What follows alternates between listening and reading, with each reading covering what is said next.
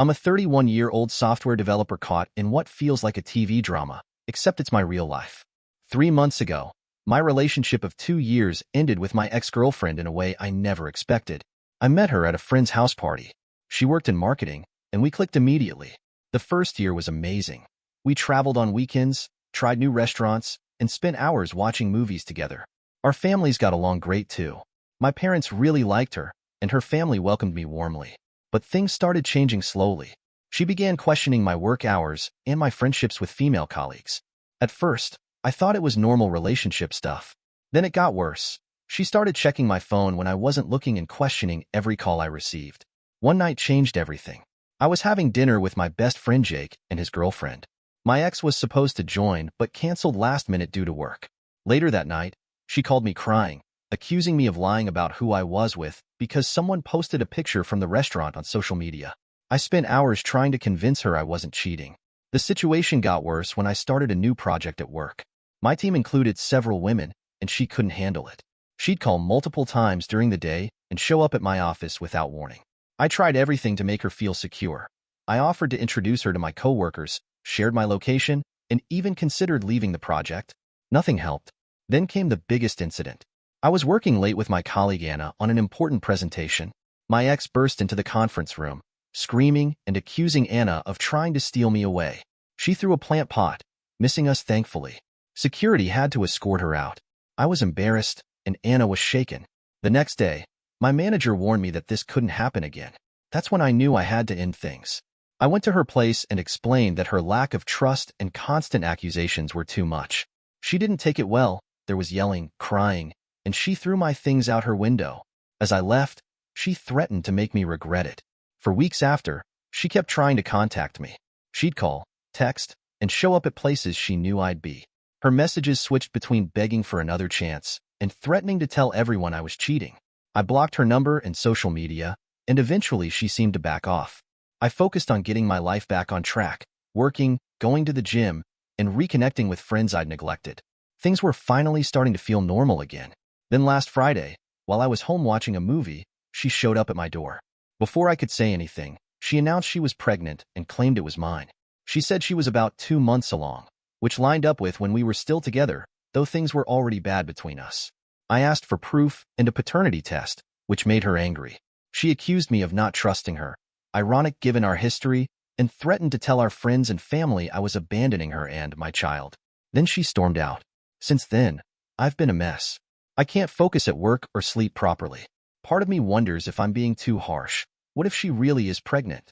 But another part can't shake the feeling that this might be manipulation. I've spent hours researching false pregnancy claims and paternity rights. I haven't told anyone yet, not my family, not even Jake. The threat of her telling everyone is weighing on me. My parents would be devastated if they thought I'd abandoned a pregnant girlfriend. I've always tried to do the right thing, and the thought of everyone seeing me as a deadbeat terrifies me. But I can't just accept this without proof. Her past behavior makes it impossible to trust her word alone. The thought of being tied to her for life, especially given how toxic our relationship became, is overwhelming. I've even wondered if the child might be someone else's, given how obsessed she was with accusing me of cheating. Was she projecting her own guilt? Every option seems risky. If I reach out, am I opening myself up to more manipulation? If I ignore her, am I potentially abandoning my child? I know I need to do something, but I feel stuck. Each choice seems to have potential consequences I'm not ready to face. 2 weeks passed since I posted about my situation. A lot has happened, and I need to share the updates.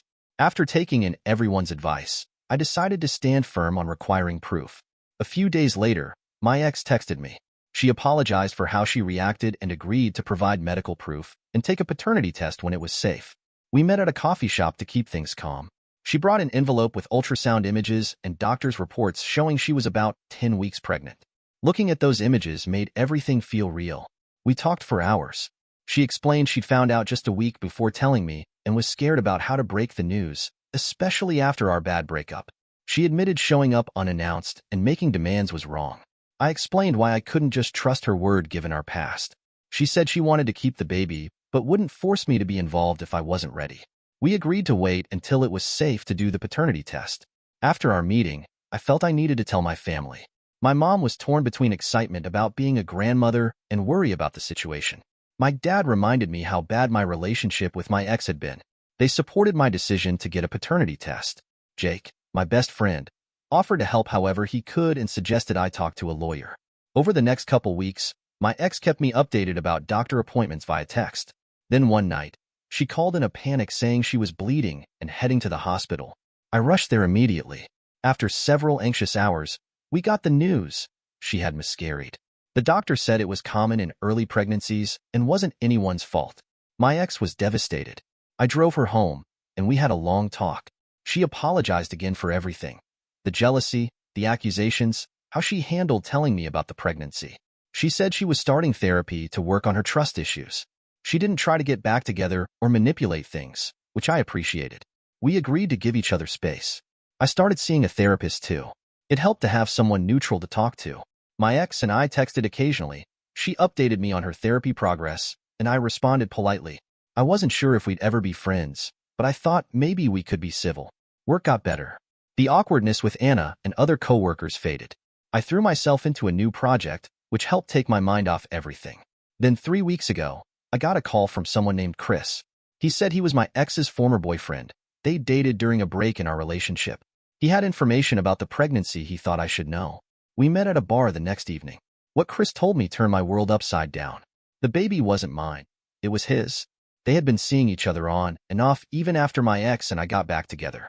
Their last time together was just before our final breakup. Chris showed me their text messages.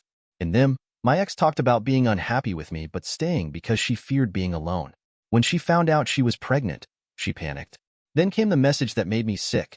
She wrote to Chris that she planned to tell me the baby was mine because I had a good job and wanted kids, so I'd take care of them. I sat at that bar for a long time after Chris left. He'd felt guilty after the miscarriage and thought I deserved to know the truth. I couldn't sleep that night, wrestling with anger and disbelief. All her accusations of cheating had been projection. She was the one being unfaithful all along. The next day, I asked to meet my ex. When I told her I knew everything, she broke down crying. She admitted it all. The cheating, the lies, trying to trap me into raising Chris's baby. She said she'd been desperate and thought if I believed the baby was mine, everything would work out. I told her what she did was unforgivable, not just betraying my trust, but being willing to bring a child into her web of lies. She begged for forgiveness, but I knew there was no coming back from this. I told her I never wanted to see or hear from her again. After that, I told my parents and Jake everything. They were furious on my behalf. I also told a few mutual friends. I knew my ex might try to spin things, and I wanted to get ahead of it. Most were shocked and supported me. One friend admitted she'd suspected the cheating but hadn't been sure and hadn't wanted to get involved without proof. 10 months have passed since I last wrote about everything. I thought the story was over, but life had other plans. Things were going well. I got promoted to team lead at work, and Anna and I had been flirting a bit. I was hesitant about dating a coworker after everything that happened, but there was definitely something there. Then one evening at the supermarket, I ran into Chris. We got coffee, and he told me my ex had a complete breakdown after our last meeting. She quit her job, moved back with her parents, and started intensive therapy. Then he dropped the news. She was pregnant again, and this time it was definitely his. They weren't together, but he planned to co-parent with her. At first, I felt angry. How was it fair that she got to have a baby after lying about the last one? But then I felt relieved it wasn't me tied to her forever. Chris seemed excited about becoming a father, though nervous about co-parenting with her. He mentioned she'd made progress in therapy and wanted to apologize to me in person. After talking with my therapist, I agreed to meet her. We met at a park, keeping things public just in case. She looked different, smaller somehow, less confident. She apologized for everything. The cheating, the lies, trying to trap me with someone else's baby. She explained she'd been diagnosed with borderline personality disorder, which helped explain but didn't excuse her behavior. I told her I couldn't forgive her yet, maybe not ever, but I hoped she'd continue getting help, especially now that she was going to be a mother. Before leaving, she mentioned she knew about my promotion in Anna, saying she was happy for me. Since that meeting, I've let go of my anger. Not because I forgive what she did, but because holding on to it was only hurting me. Anna and I started dating, taking things slow and being open with our boss about our relationship to avoid problems. It feels different from any relationship I've had. There's trust and honest communication. Work is going great. My team's project is successful, and I'm actually excited about going to the office. Jake jokes that he knew Anna and I would end up together from the moment my ex caused that scene at work. My parents are just happy to see me happy again. Chris still sends occasional updates about my ex and the pregnancy, which I appreciate but keep at a distance. I wish them well, especially for their child's sake, but that chapter of my life is closed. Looking back, I've learned a lot about relationships, trust, and standing up for myself. My relationship with Anna is still new, and I don't know where it's heading. My career is going well, but there will always be new challenges. That's just how life works. But for the first time in a long time, I'm actually excited about the future. I've taken all the hard lessons from what happened and used them to build a better life. Sometimes the worst experiences lead to the best changes. You just have to be willing to learn from them and move forward. A lot of people have asked if I regret how I handled things with my ex. I don't. Demanding proof when she claimed she was pregnant, cutting contact when I learned the truth, meeting her that final time. Each decision helped me get where I am now. Sure, it was painful, but necessary. The whole experience taught me that trust once broken is nearly impossible to fix, that it's better to end a bad relationship than try to force it to work, and that sometimes people will surprise you, both negatively and positively.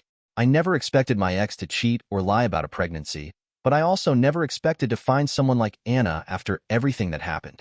Life is full of surprises, both good and bad.